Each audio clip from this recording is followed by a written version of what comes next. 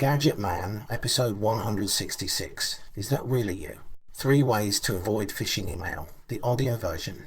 Phishing is one of the most common methods of cybercrime, but despite the fact that we all know about scam emails, people often still fall victim to these scams. Thousands of phishing emails are sent every year, and a vast amount of data breaches come from scam emails. Phishing has been used for all kinds of scams, from gaining access to your bank accounts to coronavirus scams that ask you to pay for tests.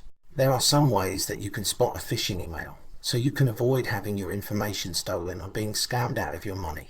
1. The message is sent from a public email. No genuine organization will send emails from an address that ends with @gmail.com or another free email service, not even the companies that own these email services. Only very small operations won't have their own email domain, and all organizations will have company accounts.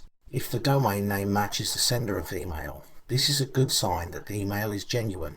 If you get an email from your bank from a Gmail address, that's definitely a fake. The simplest way to check what the domain name of an organization should be is to search for the company on Google. Look at the email address, not just the sender. Your inbox will display a name, like the name of your bank, along with the subject line. When you open the email, you will think you know who the message is from, and can often skip checking the email address to just read the content. When a scammer creates a fake email address, they often have the choice to choose the display name, which doesn't have to relate to the email address at all. This means that a scammer can use a bogus email address that show up in your inbox with a convincing display name. Unfortunately, sometimes this is enough to trick people. 2. The domain name is misspelt. Scammers are wise to the problem of domain names, and there are clever ways to get around not being able to send emails from the correct domain. Anyone can buy a domain name. While every domain name must be unique, scammers can buy one that is remarkably similar to the genuine article. Perhaps they add a dash or change a letter that is hard to spot at first glance on a small screen. If an email seems strange, pay close attention to the domain name. If it isn't spelled correctly, then it's a scam. 3. The email is poorly written. You can often tell that an email is a scam if it uses poor spelling and grammar. Phishing emails are automated and sent out to vast numbers of people. When these emails are crafted, scammers often use a spell checker or a translation program. This gives them the right words, but always used in the correct context. These errors are often the kinds of mistakes that are common with people learning English. Any message claiming to be official that is written like this is almost definitely a scam.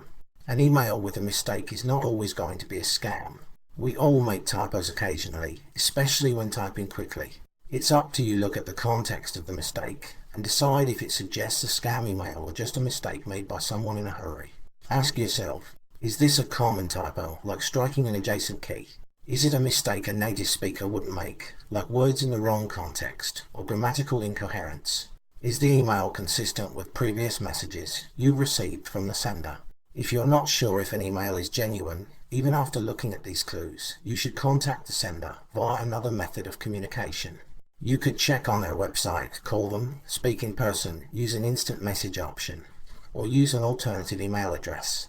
They can either confirm that the email is genuine, or you can make them aware of the scam, so they can take action and prevent other customers from being scammed too. It's important for individuals to learn to spot a scam email. Spam filters can only do so much to catch attempts at phishing, and it takes a human to look for signs of something suspicious in the context of an email. Learn the signs and be aware of what you're opening or clicking. This podcast episode was in fact generated by Overdub from Descript. Thanks for tuning in and see you next time, possibly in person.